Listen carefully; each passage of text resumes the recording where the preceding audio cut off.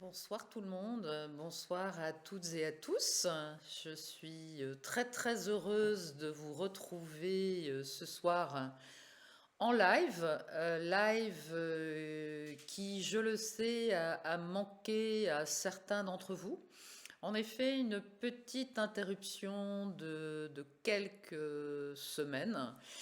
La fin de la période, on va dire, parlementaire à l'Assemblée nationale qui a été encore un petit peu agitée puisque ça s'était terminé par le dernier débat sur la gestion de crise sanitaire et pour ceux qui me suivent, vous l'avez vu, en tout cas ma dernière prise de parole dans l'hémicycle qui s'est soldée par un dernier bras de fer malheureux avec le ministre Véran. Donc ça, c'était le temps à l'Assemblée nationale.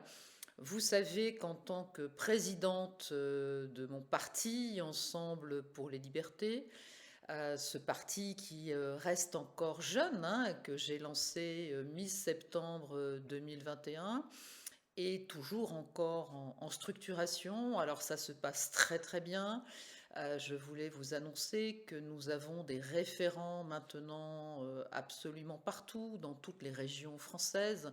Nous avons plus de 200 antennes locales. Vous trouvez ça sur mon site internet, enfin sur le site internet de Ensemble pour les libertés.fr.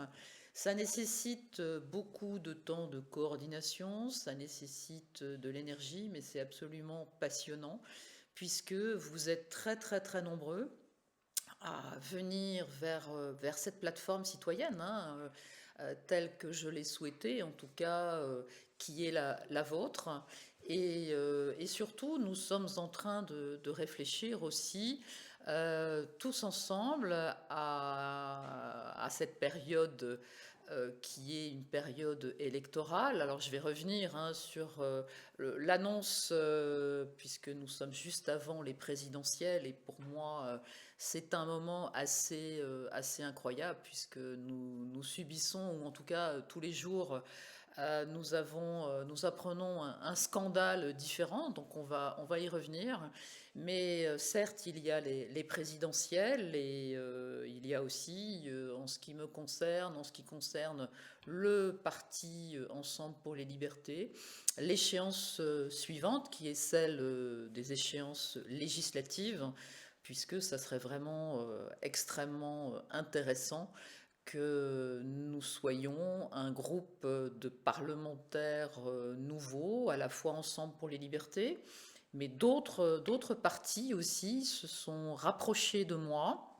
Donc je travaille actuellement véritablement main dans la main avec Jean Lassalle, candidat au présidentiel 2022, considéré comme un petit candidat. Je reviendrai puisque je parlerai du scandale, des temps de parole justement des candidats. Donc un vrai travail de coordination avec Jean et avec le parti Résistons France, avec Jean Lassalle, mais aussi avec le parti d'Antoine Wechter, le mouvement écologique indépendant. Le président, donc Antoine Wechter, qui a fait des annonces très claires dans les médias pour dire qu'il me soutenait, qu'il soutenait le parti Ensemble pour les libertés. Et donc voilà, donc il y a une dynamique de plusieurs petits partis, et je vous sais nombreux partout en France. Vous êtes en train de réfléchir, est-ce que vous allez y aller ou pas à ces législatives. En tous les cas, n'hésitez pas à revenir vers moi. Peut-être même déjà en direct ce soir, puisque c'est votre live à vous. Je suis avec vous pour que vous puissiez me poser toutes les questions. Nous sommes actuellement sur 3 réseaux, donc vous pouvez écrire vos questions Et ici, on me les fera passer, donc c'est avec plaisir que je tenterai d'y répondre. Donc ça, c'est pour le direct de ce soir, mais vous pouvez aussi me contacter toujours et encore sur la boîte de l'Assemblée nationale, hein, puisque en tant que parlementaire, je continue à assurer mes fonctions de parlementaire jusqu'au bout, hein, jusqu'au mois de juin, dans ma circonscription, et puis bien sûr, après pour un second mandat, on y reviendra, ou alors par l'adresse mail de Ensemble pour les libertés, donc équipe-martinevonner@ensemblepourleslibertés.fr. Je vais rentrer dans le vif du sujet, puisque en effet, j'avais fait un petit teasing en parlant de l'ère des scandales. Quels sont ces scandales que je veux évoquer ce soir avec vous? Je voulais d'abord parler des soignants toujours et encore exclus. Ensuite, j'aborderai une pétition qui avait été soumise sur le site du Sénat et qui a été, de façon pas forcément très transparente, bloquée par les sénateurs. Cette pétition, proposée notamment par Laurent Toubiana, consistait, et on va y revenir, à parler non pas tant des effets secondaires de la vaccination, mais surtout des décès, toutes causes confondues actuellement en France. Scandale, bien évidemment, McKinsey. J'ai presque envie de dire, on ne se lasse pas d'en parler, tellement c'est gros, tellement c'est énorme, je vais y revenir. J'ai dit en introduction le scandale des temps de parole, puisque dans cette période préélectorale présidentielle, il y a aujourd'hui plusieurs candidats, mais il y a 4 candidats qu'on considère comme des petits candidats qui sont déconsidérés par les médias, qui n'ont pas suffisamment à l'avis, pas que le mien, mais l'avis de nombreux citoyens, le temps de pouvoir présenter leur programme. Et est-ce que c'est ça la justice et l'équilibre de la République et de la démocratie, telle qu'une démocratie vivante doit fonctionner? Et puis, je terminerai par quelque chose qui est juste incroyable, qui s'est passé avant-hier, puisqu'il y a eu, je ne sais pas s'il faut qualifier ça d'une rafle ou d'une descente, en tout cas, des forces de l'ordre chez différentes personnes.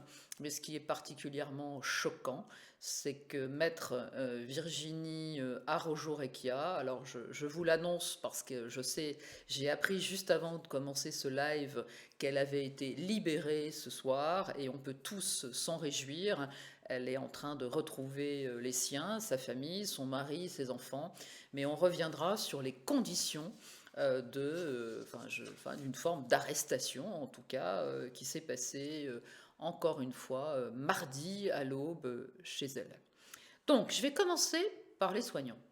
Pourquoi je tenais à reparler avec vous des soignants? Parce que depuis le 14 mars, donc le lundi de la semaine précédente, il y a allègement des mesures, suppression du pass vaccinal pour l'ensemble des citoyens français. On peut vraiment se réjouir.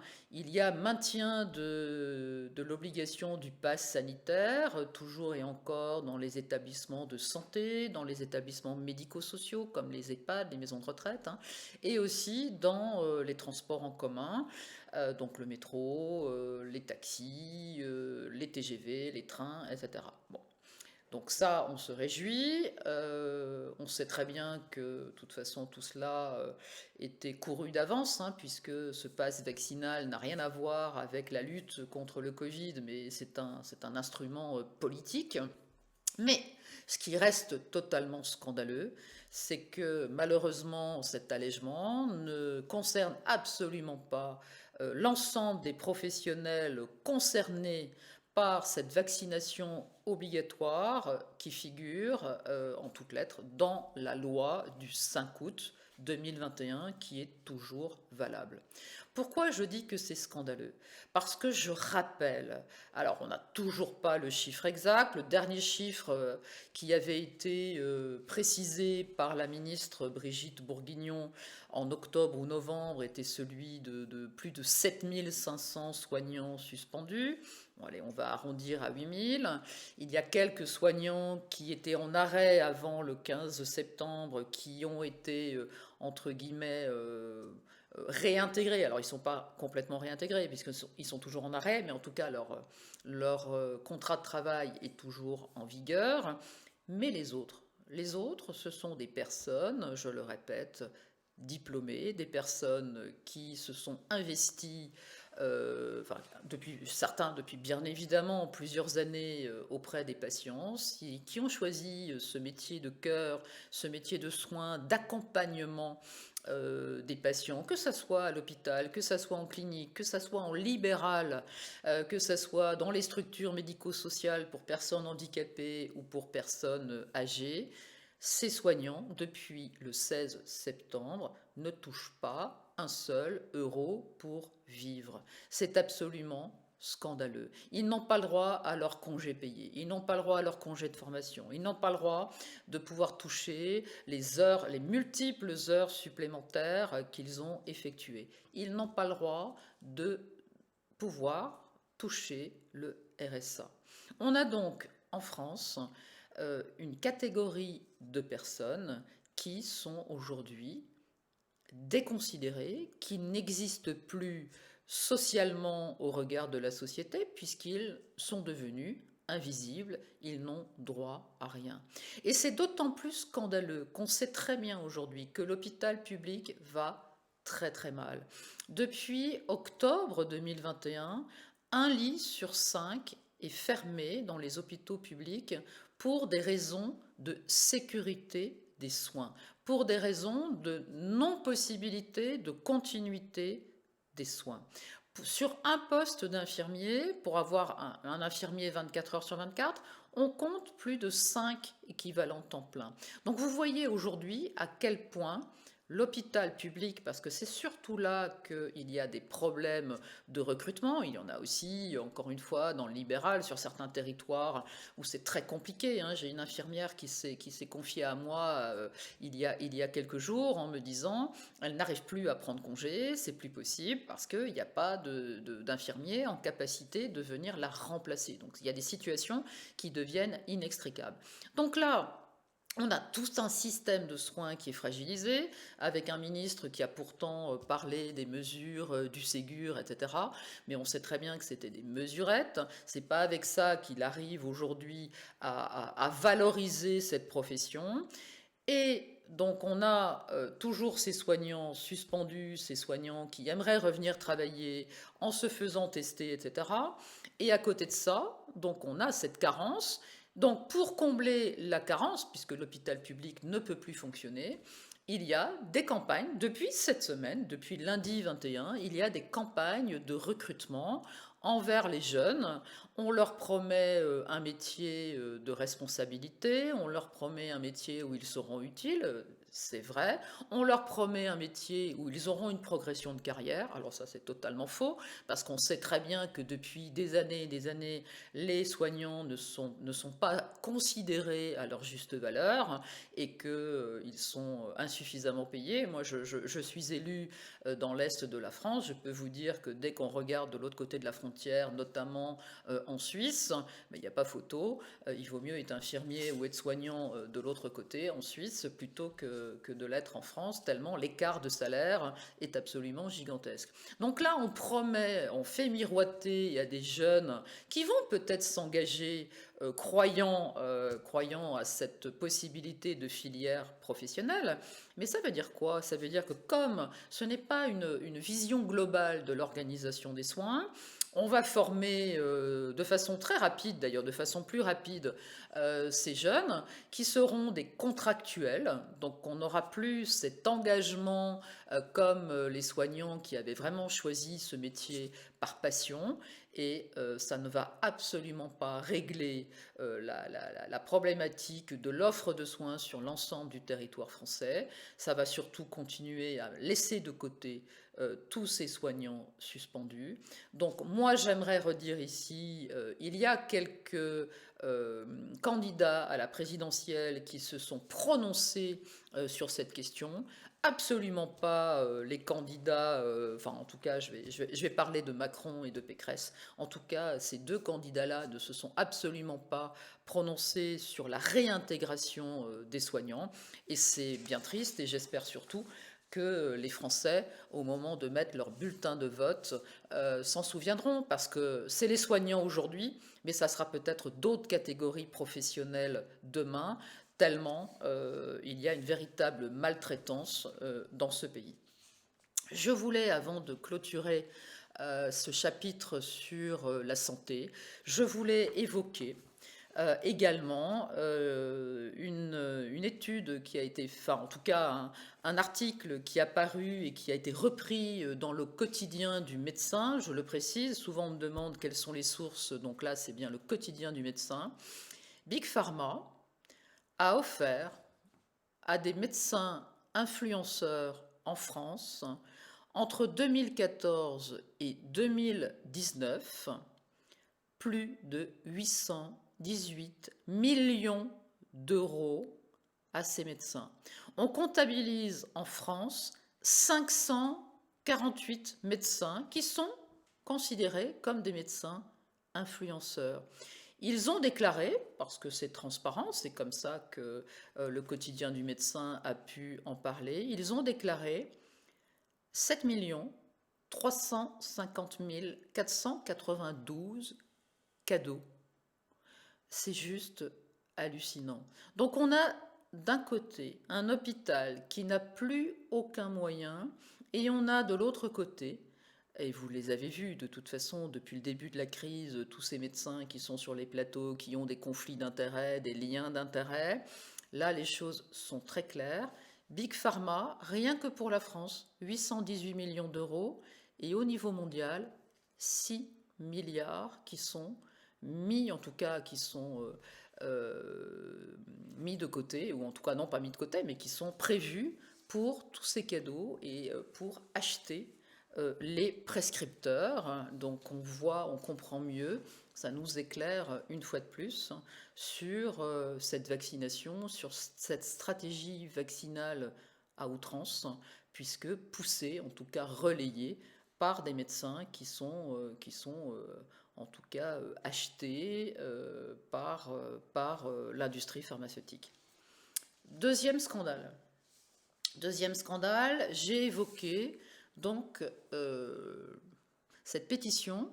Vous savez que les citoyens, n'importe quel citoyen, peut lancer une pétition sur le site soit de l'Assemblée nationale, soit du Sénat. Là, intelligemment, puisque l'Assemblée nationale a suspendu ses travaux depuis fin février, même si cette semaine, les députés étaient dans l'hémicycle pour écouter le discours du président ukrainien. Ils avaient été reconvoqués par Richard Ferrand à l'Assemblée. Donc, suspension des travaux. Par contre, les sénateurs, eux, qui sont toujours en activité, mènent différentes enquêtes. Et là, il y avait eu une pétition qui souhaitait que les sénateurs puissent s'approprier en fait la problématique des décès toutes causes confondues. Il y a eu en fait une pétition donc menée par Laurent Toubiana et signée par plus de 600 universitaires, chercheurs. Et pourquoi c'eût été important? Parce que vous savez que depuis un an, il y a environ 140 millions de doses de vaccins qui ont été injectées à des Français âgés de plus de 12 ans. Ce chiffre est absolument sans précédent parce que, je le redis, je l'ai souvent dit, on ne vaccine pas en pleine épidémie. Or là, malgré les vagues successives de Covid, ces vaccinations ont été très largement, donc une dose, deux doses, la troisième dose, le booster. Aujourd'hui, on sait que la quatrième dose est déjà en train d'être proposée aux personnes âgées, vulnérables. Donc voilà, donc on a pris en effet cet abonnement de la vaccination. Mais face à ça, il y a surtout quelque chose d'extrêmement préoccupant, une surmortalité inhabituelle sur des tranches d'âge 15 ans, 44 ans. Eudra Vigilance, vous savez, ce site européen, répertorie en février 2022 17 000 décès. En France, l'Agence nationale de sécurité du médicament répertorie à la même date 137 000 effets secondaires. C'est rien, parce qu'on sait que ça représente que 10% des effets secondaires réels. Mais surtout, sur ces 137 000 effets secondaires, il y en a plus d'un quart très très graves. Donc on a cette concomitance entre cette surmortalité qu'on a du mal de façon, on a du mal à prouver que cette surmortalité est liée directement à cette campagne vaccinale. Même si on peut juxtaposer des courbes, mais c'est vrai que je me garderai bien, je reste prudente, je redis toujours que je ne suis pas anti-vax, mais là encore une fois, on sait très bien, même M. Delfrécy l'a dit, même M. Castex l'a repris, on est devant une thérapie médicamenteuse, pas forcément un vaccin tel qu'on peut l'entendre.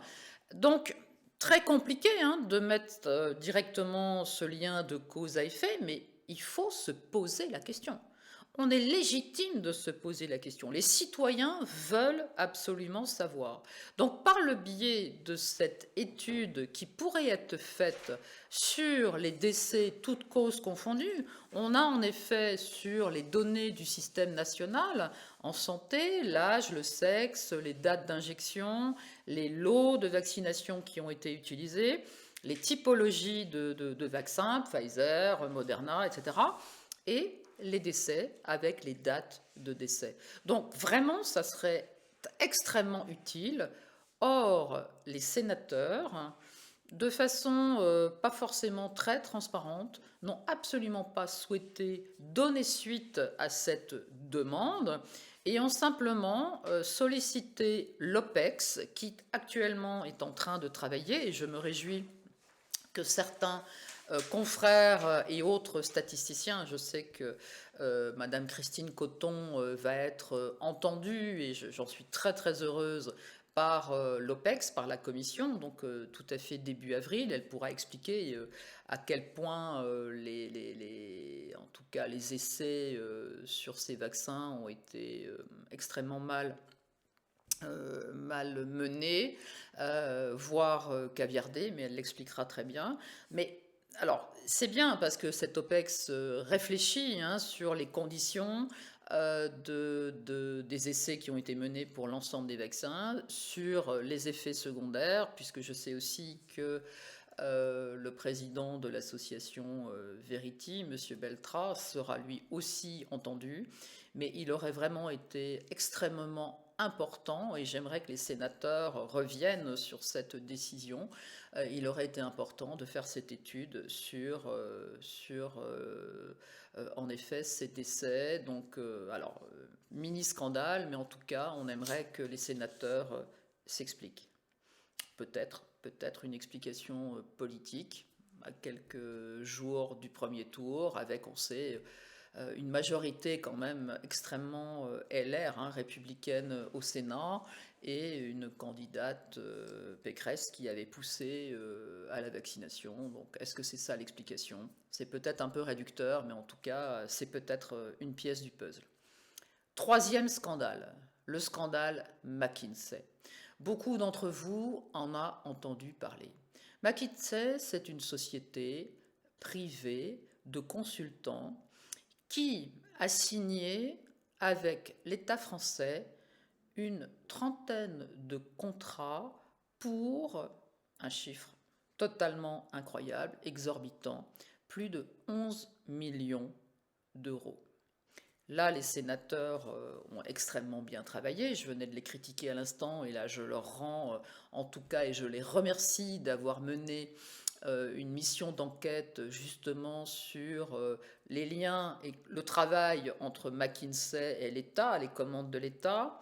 On a pu entendre, et c'est là que c'est extrêmement scandaleux, notamment la ministre Amélie de Montchalin, qui avait précisé que quand on a les compétences suffisantes au niveau de l'État, on n'utilise pas les cabinets privés. Alors là, très clairement, c'est un aveu pour dire que l'État est sans doute totalement incompétent, puisque c'est quasiment toutes les réformes qui ont été menées durant ce quinquennat qui ont été réfléchis et accompagnés par ce cabinet privé. La réforme notamment sur la formation professionnelle, la réforme sur les modifications de l'aide juridictionnelle, la réforme, bien sûr, on le sait, toute la stratégie en santé a été menée par ce cabinet McKinsey, raison pour laquelle on peut très clairement comprendre que tous les pays ont fait la même chose, parce que McKinsey a fait du copier-coller de sa stratégie, notamment vaccinale, mais enfin les confinements, les masques, les distances, etc., quasiment dans tous les pays d'Europe, voire d'autres, parce que c'est jusqu'en Australie qu'on a retrouvé des traces de McKinsey. Donc tout cela est complètement délirant, parce qu'on a quand même en France des hauts fonctionnaires, là aussi, qualifiés, formés. Alors, ce qui voudrait dire que ces hauts fonctionnaires sont considérés par le gouvernement Macron comme étant totalement incompétents pour être à ce point écartés, ou alors peut-être trop lents. Enfin bon, moi j'aimerais avoir quand même quelques explications. On a, on, on a quelque chose d'absolument incroyable. Vous vous souvenez de ce scandale? Moi, j'avais voté contre, bien sûr, dans l'hémicycle, quand il s'agissait de réduire l'aide au logement de 5 euros, et notamment, on sait que ces APL aident, bien sûr, les plus vulnérables des Français, mais aussi les étudiants. Et donc, le fait d'avoir l'idée de réduire de 5 euros a quand même coûté au gouvernement 4 millions d'euros qui ont été dans la poche de McKinsey. Donc tout cela est complètement incroyable, puisque ça veut dire qu'aujourd'hui, des sociétés privées influencent quotidiennement les politiques publiques en France, et donc d'une certaine façon, ce sont des influenceurs du programme politique. On a là une confusion pour moi qui est majeure. Ces cabinets aujourd'hui qui utilisent d'ailleurs en plus les papiers en tête, hein, c'est pas marqué McKinsey, c'est eux qui écrivent les plans, les organisations, etc. Mais ils prennent l'en-tête des ministères, notamment celui du ministère de la Santé. Enfin, c'est juste incroyable. Donc on a là des conflits d'intérêts, on a là aussi, vous savez, tous ces systèmes de pantouflage, hein, avec des ministres qui passent du privé et qui reviennent à leur poste de ministre, etc. Et ce qui enfonce encore le clou, si je puis le dire, c'est que McKinsey, depuis le temps qu'ils accompagnent, alors il y a eu Macron, mais il y en a eu d'autres avant, puisqu'ils agissent depuis pas mal de temps, hein, en France, mais depuis 10 ans, ils n'ont pas payé un seul euro sur l'impôt, ce qu'on appelle l'impôt des sociétés en France. Donc il y a une véritable évasion fiscale. Or, le dirigeant de McKinsey, devant les sénateurs en commission d'enquête, hein, a vraiment fait un parjure, puisqu'il a menti, puisqu'il a dit très clairement qu'il payait des impôts en France. Donc, et puis alors là, pour la petite anecdote, je crois que Gabriel Attal, le porte-parole, aurait mieux fait de nouveau de se taire ce soir, puisque ce garçon, ce jeune garçon, ne fait pas la différence entre l'impôt et la TVA, parce qu'il a eu l'outrecuidance de dire mais que tout cela était normal, dans un monde normal, puisque comme il y avait des contrats, tout cela, enfin McKinsey payait la TVA, donc ça voulait dire que McKinsey avait payé l'impôt sur les sociétés. C'est dramatique que le gouvernement fasse confiance à un porte-parole comme ça, ou en tout cas c'est ce porte-parole qui essaye de vendre la sauce, la mayonnaise pour cacher le scandale. Ben, ça ne marche pas et comme on pourrait dire de façon très populaire, il s'enfonce jour après jour. Et puis on pourrait évoquer, on sait très bien que on n'a pas eu de contre-pouvoir au niveau de nos institutions, Conseil d'État, Conseil constitutionnel. Comment il pourrait en être autrement, puisque Monsieur Fabius a son fils qui travaille chez McKinsey. Donc comment le Conseil constitutionnel pourrait dire que la stratégie de McKinsey n'est pas bonne, puisque je pense qu'ils doivent en parler tous les deux pendant le déjeuner dominical. Et puis, je vais terminer sur ce scandale McKinsey en parlant un tout petit peu d'Europe. Pourquoi? Parce que on a aujourd'hui Ursula von der Leyen qui préside la Commission européenne, et on sait qu'elle était considérée comme une piètre ministre de la Défense en Allemagne, et qu'elle avait pour concocter le programme de défense allemand, signé des contrats à hauteur de 100 millions d'euros avec McKinsey. Donc je pense que j'en ai assez dit, ou peut-être juste encore, la petite cerise sur le gâteau. Vous vous souvenez, en 2017, qui c'est qui avait fait la campagne présidentielle de M. Macron? Qui c'est qui avait concocté j'ai presque envie de dire ce vol démocratique 2017, avec toute cette campagne de communication en marche? Eh bien, c'était McKinsey. Bon. Allez, encore un petit scandale supplémentaire. J'ai été extrêmement choquée, en effet, que lors du débat du 14 mars, 4 candidats aient été écartés. Notamment un candidat qui m'est très cher, Jean Lassalle, que je soutiens, que j'ai parrainé, que j'ai été soutenir à Barsac, près de Bordeaux, lors d'une de ces réunions publiques. J'en profite pour dire que Jean Lassalle sera à mes côtés demain soir en Alsace, à Ostwald, puisque je fais une réunion publique de campagne, donc dans ma circonscription, à 20h, mais Jean sera là, invité surprise, invité d'honneur, pour évoquer avec moi, on va dire, la catastrophe de ce quinquennat Macron, et surtout pour présenter son programme pour les présidentielles. J'en suis vraiment très heureuse parce que Jean est vraiment quelqu'un d'honnête, de sincère. Je crois qu'il a la même proximité des gens que moi, donc c'est ce qui nous rapproche, c'est ce qui nous rassemble. Et donc pour ceux qui sont en Alsace, venez demain soir à Oswald, 20h, vous trouvez toutes ces informations sur les réseaux. En effet, j'ai été très choquée, parce qu'il n'y a pas que lui qui n'a pas pu participer au débat. Nathalie Arthaud, monsieur Poutou, qui j'oublie, Jean Lassalle, il me manque un quatrième candidat, ça va me revenir. Si, Nicolas Dupont-Aignan, qui a lui aussi été écarté. C'est absolument scandaleux parce que on a un président de la République aujourd'hui dans la toute-puissance, dans une forme d'arrogance, puisqu'il n'arrête pas d'esquiver les débats, parce que même ce débat du 14 mars entre les 8 grands candidats, c'était pas véritablement un débat, puisqu'ils se succédaient les uns après les autres, et ils répondaient à des questions. Donc il n'y a pas eu réellement un face-à-face, mais ce président de la République, il utilise actuellement son poste, bien sûr, de président. Donc là, il y a un décompte très particulier qui est fait sur l'équité, et dès qu'il apparaît en tant que président, c'est pas décompté, mais enfin tout ça c'est de la cuisine médiatique, si je puis dire. Mais quand même, il utilise quoi en plus?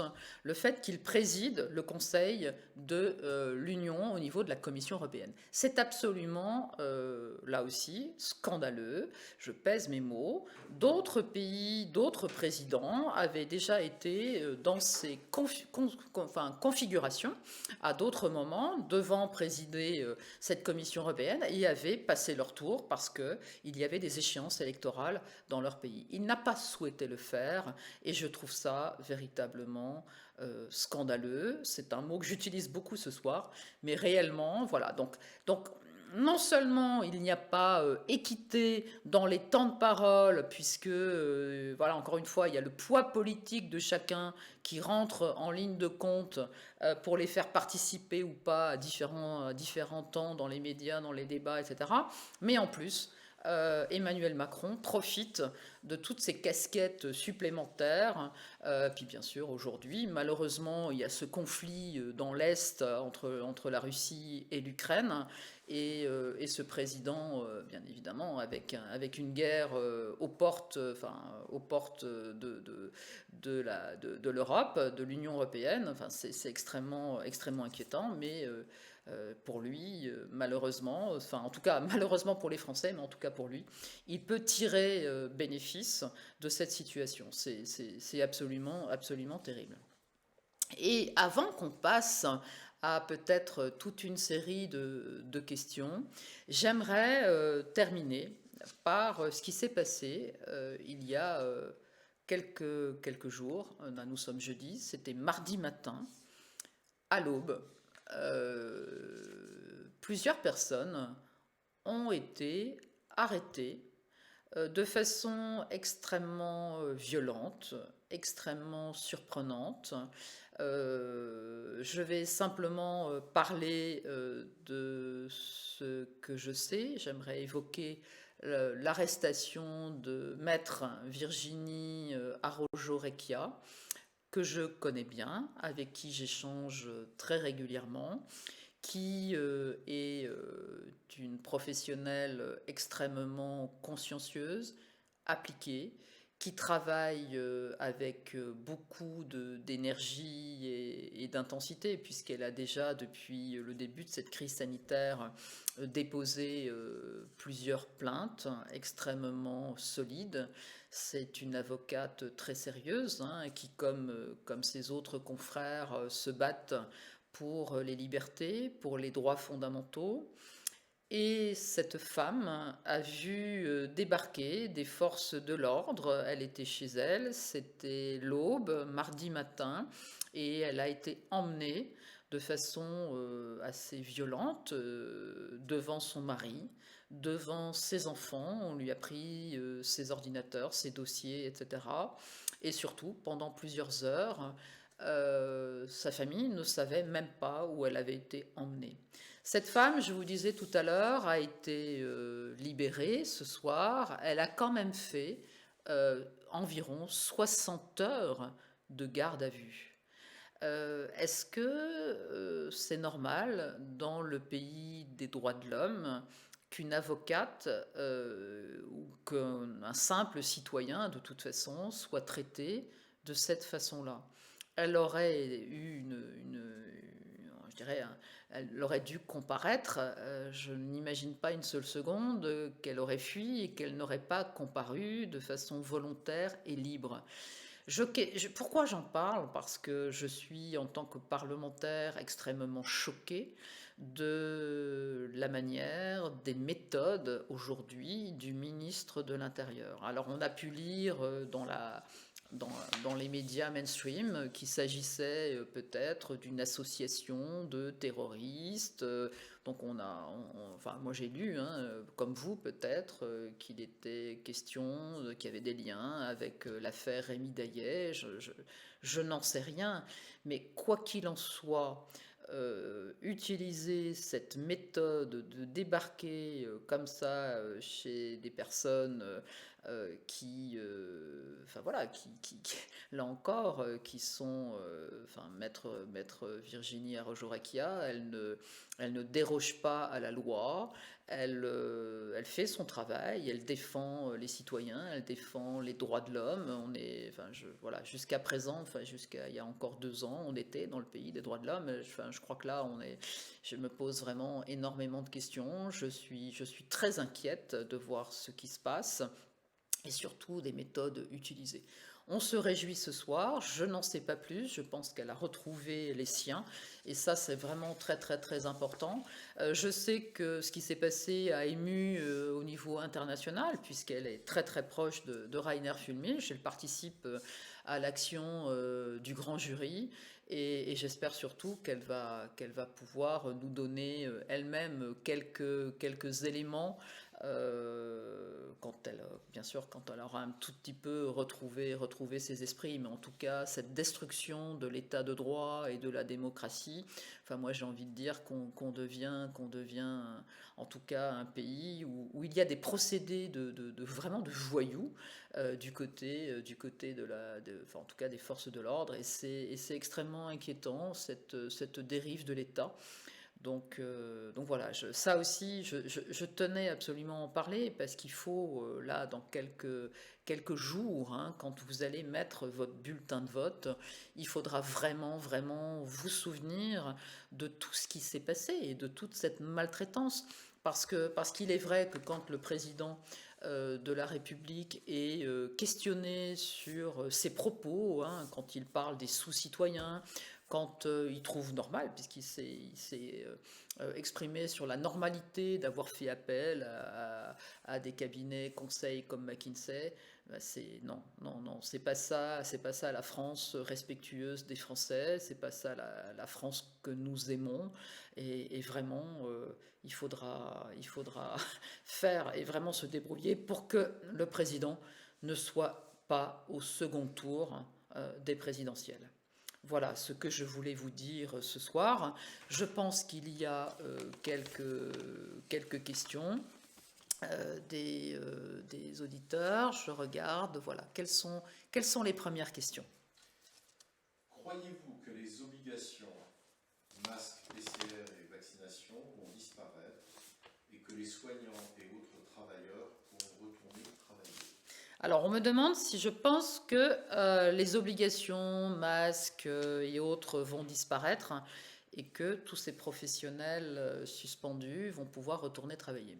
Non, vraiment, je suis très inquiète, c'est-à-dire que là aussi, selon le futur président ou la future présidente, peut-être certains candidats se sont exprimés sur la suppression de toutes ces lois liberticides qui ont été votées depuis 2020, depuis 2 ans. La majorité, sauf Macron, Zemmour, Pécresse, sinon les autres, je crois qu'ils se sont exprimés sur le fait, Marine Le Pen, considérée comme grande candidate, et les autres se sont exprimés sur la suppression, Monsieur Mélenchon aussi, sur la suppression des lois. Par contre, là, vous avez déjà entendu, je pense, le ministre Olivier Véran. Ils doivent être un petit peu embêtés parce que, comme tout cela n'était qu'une manœuvre politique, comme c'est bientôt les échéances, on libère les Français de beaucoup de contraintes. Mais il y a ce nouveau variant qui arrive. Alors, il serait tellement contagieux que le ministre lui-même a dit que ce n'était plus la peine de faire des protections, parce qu'enfin il avouerait que tout cela est parfaitement inutile, ne sert à rien. Mais quand même, c'est toujours le fameux en même temps, quand même, on a un ministre qui dit ça, et de l'autre côté, un président qui dit que peut-être on sera obligé de remettre le masque. Donc non, moi je pense que ne nous leurrons pas, on en prend encore pour quelques temps, surtout si c'est Macron qui reste aux manettes, et il faut absolument tout faire pour que les soignants déconsidérés, les professionnels déconsidérés, les gendarmes, les pompiers, etc., puissent revenir travailler dignement. Est-ce qu'on a une autre question? Quel est votre conseil pour les prochaines élections? On a bien vu que vous soutenez Jean Lassalle, mais que pensez-vous de M. Juvin-Brunet? Alors, les conseils pour les prochaines élections. Alors, la question portant sur Alexandre Juvin-Brennet est réglée, puisqu'il n'a pas eu les parrainages suffisants et il n'est pas du tout en course. En effet, mon cœur, vous l'avez compris, va du côté de Jean Lassalle. C'est vrai nous étions quelque temps ensemble dans le groupe Liberté et Territoire. Jean Lassalle, d'ailleurs, s'était battu pour que je n'en sois pas exclu, puisque souvenez-vous, c'est un groupe qui a décidé de m'exclure l'été dernier. Et vraiment, je me retrouve dans cette façon, cette politique vraiment très, très bienveillante et avec un projet possible pour chaque Français et beaucoup de réflexions, notamment sur la question de la ruralité, la question de nos campagnes, la question de justement comment retransformer une France agréable à vivre et extrêmement, encore une fois, préoccupée pour que chaque Français trouve sa place. Donc, un petit conseil pour le premier tour, votez Jean Lassalle. Bien sûr, vous savez, c'est écrit Ensemble pour les libertés, donc vous êtes tous libres de choisir votre candidat de cœur. Il faut quand même faire attention parce que trop de dispersion pourrait faire que celui qu'on ne veut plus revoir au second tour, il soit quand même. Donc soyons prudents, mais c'est vrai que voilà, personnellement, je soutiens Jean Lassalle. Comment s'organise Ensemble pour les libertés pour les élections législatives? Alors, comment s'organise Ensemble pour les libertés pour les législatives? C'est assez simple. Aujourd'hui, nous avons des référents régionaux dans toutes les régions françaises. Ces référents régionaux ont, on va dire, non, j'aime pas dire, enfin en tout cas, ont la connaissance du nombre d'adhérents d'Ensemble pour les libertés, mais sont aussi, au-delà des adhérents, en contact avec de nombreux collectifs citoyens ou des citoyens qui les ont contactés, qui se rapprochent d'eux. Certaines personnes me contactent directement. Et aujourd'hui, Ensemble pour les libertés est en train de concevoir un petit kit, c'est modeste, hein, mais pour répondre à toutes les questions élémentaires d'un citoyen qui se gratte la tête et se questionne en se disant j'y vais pas. Mon devoir de citoyen, j'ai bien compris qu'il faut faire de la politique autrement. Donc pour faire de la politique autrement, il faut quand même d'une certaine façon infiltrer le système et être à l'intérieur. Donc si moi, monsieur ou madame, je veux aller aux législatives, c'est quoi? Qu'est-ce qu'il faut faire? Quelles sont les démarches? Etc. Donc ça, on est en train de... Quand je dis on, c'est la petite équipe qui est autour de moi. Ensemble pour les libertés, j'ai un ancien professeur de droit à la retraite qui a élaboré un guide, alors ça c'était moi qui lui avais dit d'écrire le guide comment aller aux législatives pour les nuls. Bon, ça c'était un petit peu le joke, mais c'est quelque chose d'assez simple que je vais communiquer. Ensuite, voilà, le chemin le plus simple et le plus facile, c'est de se rapprocher des référents régionaux. On va faire une petite équipe pour aussi répondre autant que faire se peut à toutes les questions techniques des candidats. Et puis, dans la dynamique de rapprochement et de logique que je vous citais à la fois avec Résistons et avec le parti de M. Wechter, c'est d'avoir un maximum de candidats. En France, il y a 577 circonscriptions. Eh bien, ce qui serait complètement génial, c'est qu'il y ait beaucoup plus que 15 candidats qui soient élus pour pouvoir former un groupe politique réel d'opposition au sein de l'hémicycle et un groupe politique qui porte votre voix, la voix des citoyens, et que je me sente un petit peu moins seule dans l'hémicycle au prochain mandat. Bien sûr, ça voudrait dire que j'ai été réélue et je vais tout faire pour l'être dans ma circonscription également, dans le Bas-Rhin. Est-ce qu'on a encore une autre question? Pensez-vous que l'Union européenne va instaurer à terme une obligation vaccinale? Alors, la question de l'obligation vaccinale qui serait décidée au niveau de l'Union européenne. Aujourd'hui, c'est pas tout à fait dans les tuyaux, pour autant, il faut être en alerte, il ne faut pas forcément être en confiance. Il y avait eu une résolution au Conseil de l'Europe, hein, c'est différent. Conseil de l'Europe, j'en suis membre, en tout cas, de l'Assemblée parlementaire française. Il y avait eu une résolution en janvier 2021 qui écartait cette obligation vaccinale. Pour autant, on sait que se joue au niveau de l'OMS une espèce de concertation entre les différents pays qui sont à l'OMS, et notamment il y a eu une réunion qui a été orchestrée par Olivier Véran, notre ministre, avec différents ministres de la Santé, l'objectif étant de déléguer à terme, à horizon de 2024, à l'OMS la capacité de décider, de diriger, d'imposer des mesures sanitaires devant un danger quel qu'il soit. Alors ça, là, nous avons vécu l'épidémie du Covid, mais demain, ça sera peut-être tout à fait autre chose, tout à fait, enfin, une autre maladie, ou etc., ou même certains traitements, ou d'autres vaccins.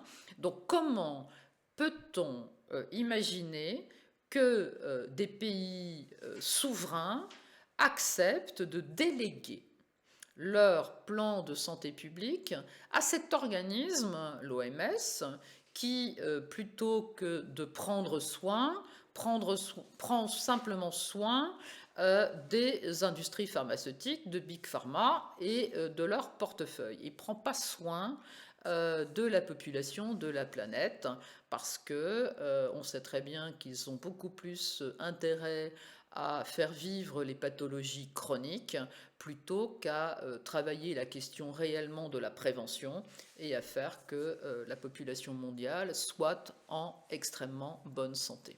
Voilà, donc ça c'est plutôt mon inquiétude. Donc si l'OMS devait avoir les rênes de tous les plans et de toute la politique de santé quasiment au monde, là, ça deviendrait très inquiétant parce qu'on voit à quel point l'influence, notamment sur ce sujet de la vaccination, de l'OMS a été très, très, très intense.